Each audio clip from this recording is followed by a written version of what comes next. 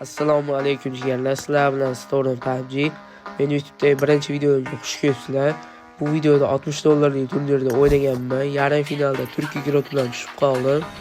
Shu turnirda momentlar olib qo'yganman. Videoni ko'rib, ozgina bo'lsa ham opit olasizlar deb o'ylayman. Bu videoni ko'rib 120 yutib olishinglar mumkin. Kommentariyaga libo gap yozasizlar.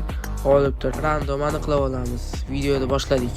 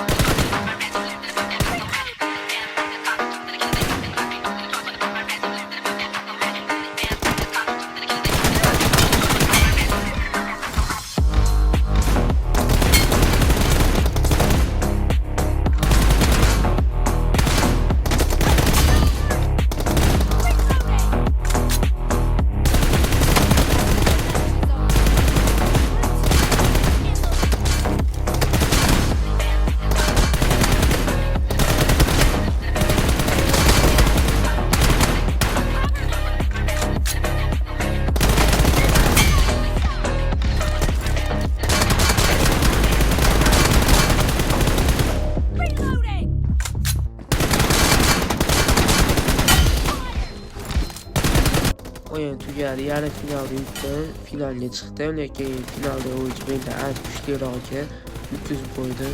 Video yoqqan bo'lsa menga obuna bo'lib, like bosishni esdan chiqmasin. Keyingi video nima haqida bo'lsa kommentariyga yozib qo'yasizlar.